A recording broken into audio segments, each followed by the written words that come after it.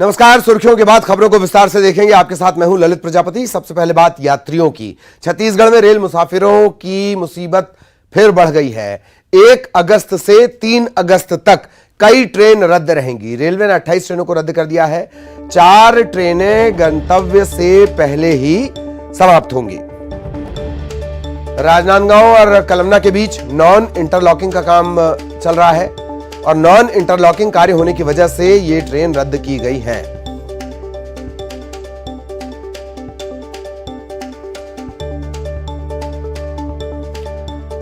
तो लगातार छत्तीसगढ़ के रेल यात्री कभी कोयले की ढुलाई के चलते, कभी मेंटेनेंस कार्य के चलते, कभी विद्युतीकरण के चलते और अब नॉन इंटरलॉकिंग के चलते मुसीबतों का सामना कर रहे हैं।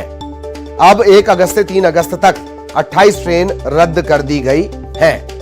नॉन इंटरलॉकिंग का काम चल रहा है राजनांदगांव और कलमना के बीच।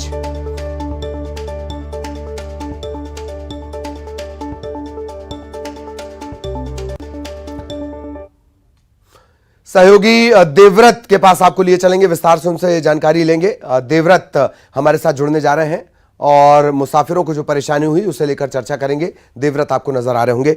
देवव्रत, एक बार फिर परेशानी, कभी इलेक्ट्रिफिकेशन के नाम पे, कभी मेंटेनेंस के नाम पे, अब इंटरलॉकिंग के नाम पर।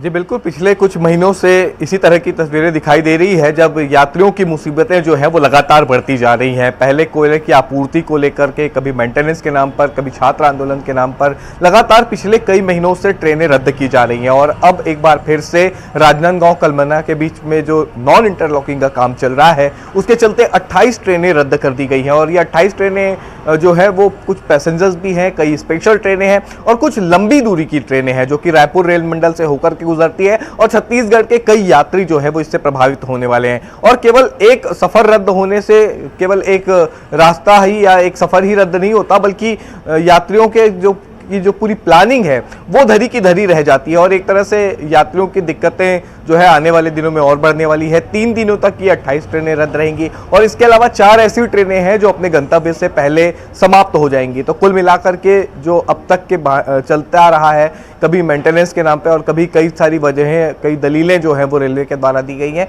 फिर एक बार 3 दिनों के लिए यात्रियों के लिए एक तरह से ये खबर अच्छी नहीं है। अगर यात्रियों ने कोई यात्रा का प्लान बनाया है, कोई टूर का प्लान बनाया है, तब निश्चित तौर पे 1 तारीख से 3 तारीख तक के ये चीज़ें उन्हें रद्द करनी पड़ सकती है। और खासकर अभी क्योंकि त्योहारी सीजन है, आने वाले दिनों में रक्षाबंधन का त्यौहार है और अगर आने वाले दिनों में भी इसी तरह की स्थिति रही तो यात्रियों को दिक्कतें और भी बढ़ सकती है। फिलहाल 3 दिनों के लिए तो परेशानी का सबब इंडियन रेलवे बन ही रहा है जब 28 ट्रेनें एक साथ रद्द कर दी गई। जी वाकई बहुत बहुत शुक्रिया देवव्रत इस तमाम जानकारी के लिए। देवव्रत विस्तार से जानकारी दे रहे थे। अगली बड़ी खबर रायपुर से। सरकार की सख्ती के खिलाफ कर्मचारी संगठनों ने बड़ा फैसला लिया है।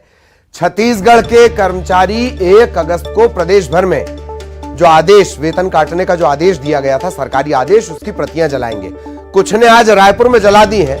अब 1 अगस्त को पूरे प्रदेश में माफ कीजिएगा, ये इस आदेश की कॉपी जलाई जाएंगी और 22 अगस्त से बेमियादी आंदोलन, अनिश्चितकालीन आंदोलन पर छत्तीसगढ़ के कर्मचारी अधिकारी जाएंगे। फेडरेशन ने यह बड़ा फैसला लिया है।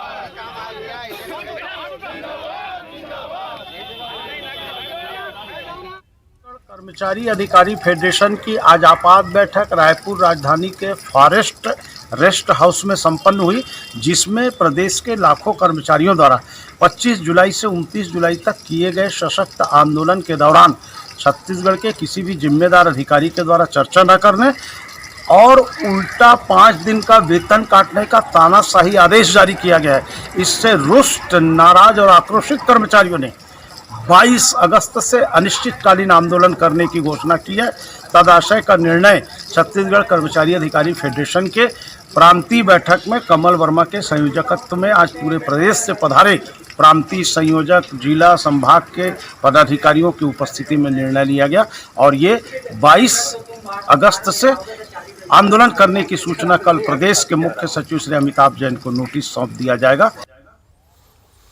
और रायपुर में छत्तीसगढ़ के प्रदेश भर के अधिकारी कर्मचारियों ने सरकारी आदेश को लेकर अपना विरोध जताया।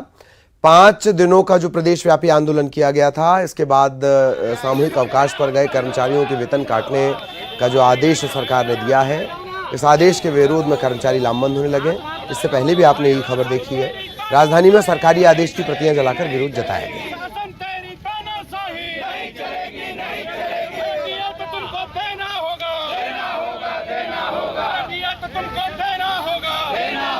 और शासन ने जो आदेश जारी किया है, इस आदेश का हम विरोध करते हैं और उसकी प्रति हमने जलाई है। और सरकार से हम चाहते हैं कि दमनकारी नीति को छोड़कर एक समाज की स्थिति जो है ऐसा वातावरण पैदा करे और जो समस्या जो स्थिति अभी निर्मित हुई है, इसका समाधान करने का प्रयास।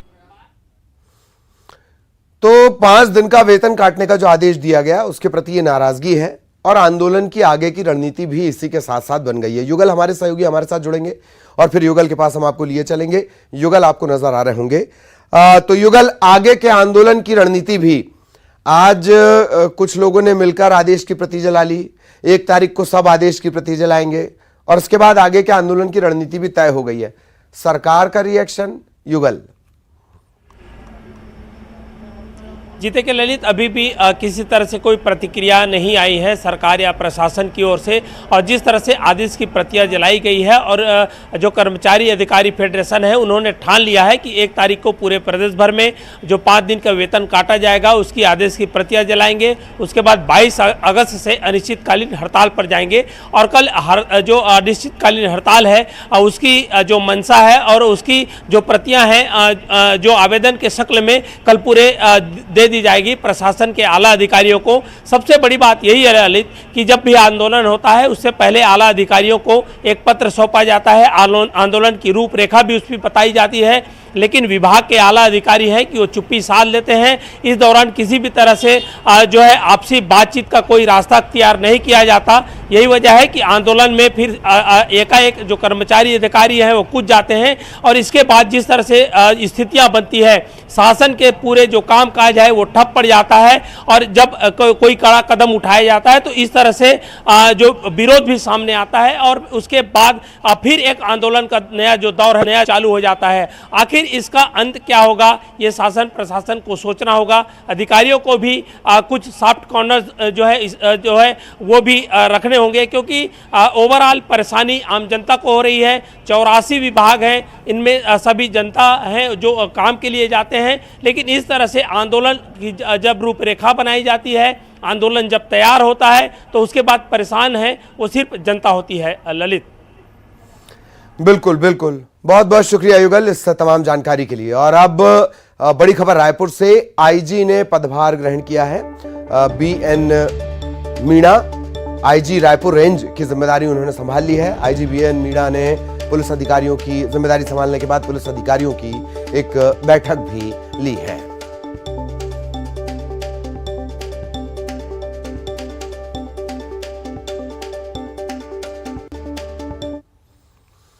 रायपुर में हिदायतुल्लाह नेशनल लॉ यूनिवर्सिटी में दीक्षांत समारोह आयोजित किया गया।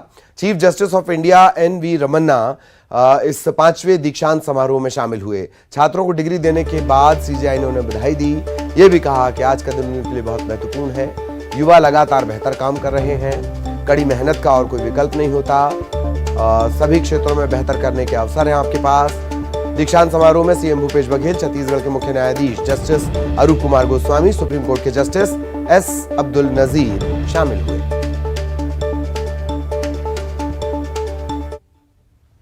I'd like to congratulate the students on their graduation today. It is a moment of pride, not only for the university, but for you, your parents, faculty, and each and every person who was a part of shaping your life so far. I congratulate and extend my best wishes to everyone.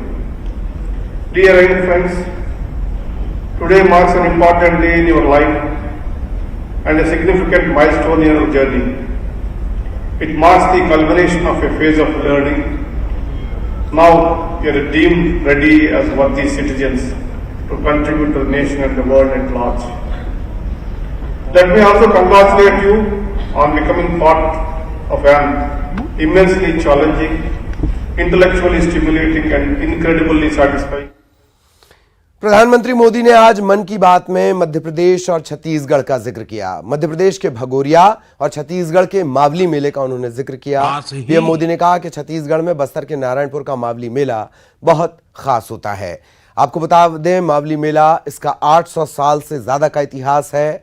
आसपास के तमाम गांव के लोग एक साथ एक जगह इकट्ठे होते हैं, सुख समृद्धि की कामना की जाती है। इसके अलावा उन्होंने मध्य प्रदेश के भगोरिया मेले का भी जिक्र किया। भगोरिया मेले की शुरुआत राजा भोज के समय से हुई थी। छत्तीसगढ़ में बस्तर के नारायणपुर का मावली मेला भी बहुत खास होता है। पास ही मध्य प्रदेश का भगोरिया मेला भी खूब प्रसिद्ध है। कहते हैं कि भगोरिया मेले की शुरुआत राजा भोज के समय में हुई है। तब भील राजा कासूमरा और बालून ने अपनी अपनी राजधानी में पहली बार ये आयोजन किए थे। तब से आज तक ये मेले उतने ही उत्साह से मनाए जा रहे हैं। इसी तरह गुजरात में तरणेतर और माधवपुर जैसे कई मेले बहुत मशहूर है। मेले अपने आप में हमारे समाज जीवन की ऊर्जा का बहुत बड़ा स्रोत होते हैं। आपके आसपास भी ऐसे ही कई मेले होते होंगे। आधुनिक समय में समाज की पुरानी कड़ियां एक भारत श्रेष्ठ भारत की भावना को मजबूत करने के लिए बहुत जरूरी है। हमारे युवाओं को इनसे जरूर जुड़ना चाहिए।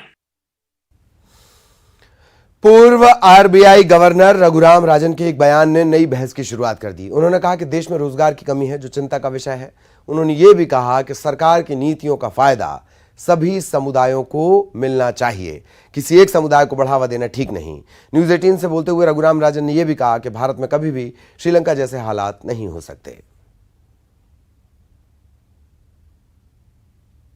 उस स्थिति में नहीं है, क्योंकि भारत के पास काफ़ी फॉरेन एक्सचेंज रिजर्व्स हैं।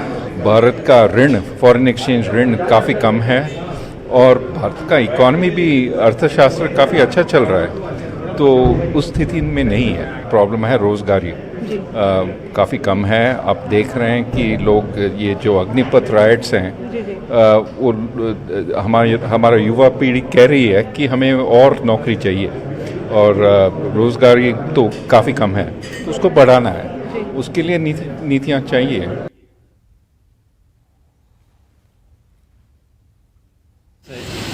कि भारत देश में कभी जातिगत या धर्म के आधार पर कहीं कोई वाद नहीं रहा है, लेकिन तुष्टीकरण के आधार पर जो कांग्रेस ने जिस गलत चीज़ों को पिछले 58-60 वर्षों में लाया, यदि उसको केंद्र की सरकार उसको समतुल्य कर रही है, उसको बराबर का व्यवहार कर रही है, उनको ठीक कर रही है, तो इसको बहुसंख्यकवाद का नाम देना ठीक नहीं है। रघुराम राजन जी ने वही बात कही है जो उनको देश के हालात से समझ में आया है।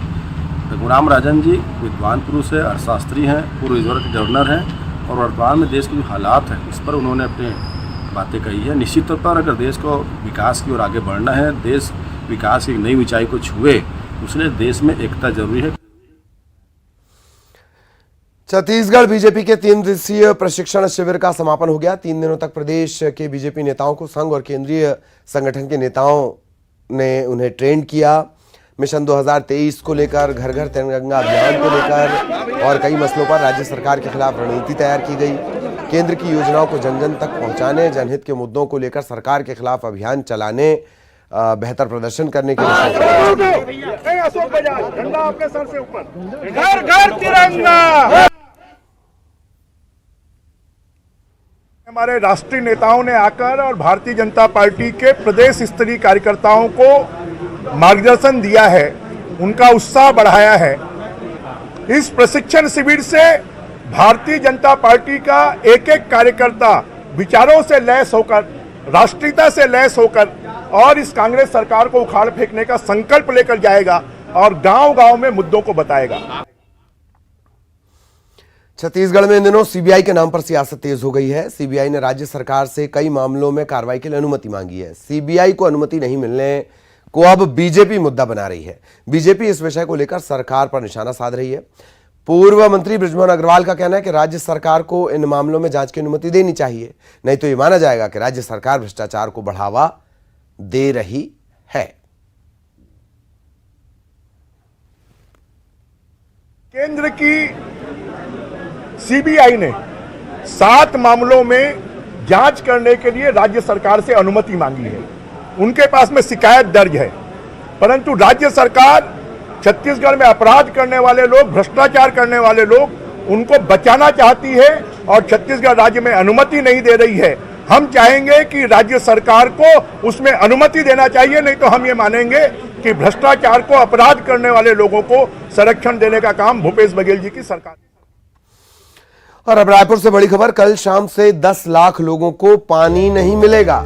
रायपुर वासियों को पानी नहीं मिलेगा। फिल्टर प्लांट में इंटर कनेक्शन के कारण शटडाउन रहेगा। 48 घंटे का मेगा शटडाउन रहने वाला है। राजधानी की 26 बड़ी पानी की टंकियों से सप्लाई बाधित रहेगी। कई कॉलोनियों में पानी नहीं पहुंचेगा। भाटा गांव, चंगोरा भाटा, कुशालपुर, डीडी नगर, ईदगाह भाटा, सरोना, टाटीबंद, कोटा, लालपुर, कबीर नगर, जरगांव गोगाएं, मटपुरैना, अमलीडीह, अवंती विहार, मंडी, मोवा, सड्डू, दलदल सिवनी, रामनगर, कचना, आमा सिवनी, देवपुरी, बोरियाखुर्द, जोरा, भनपुर, यहां पर सप्लाई नहीं होगी।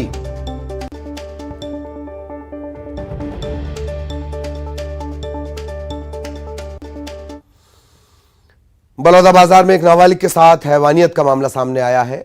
2 दरिंदों ने नाबालिग को 10 रुपए का लालच देकर वारदात को अंजाम दिया। 3 दिनों तक इसके साथ गैंगरेप किया गया है।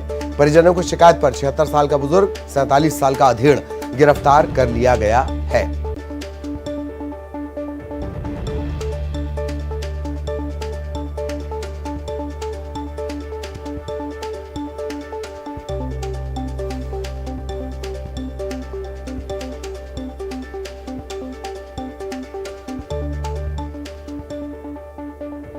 और इसी के साथ इस बुलेटिन में इतना ही। खबरें जारी रहेंगी।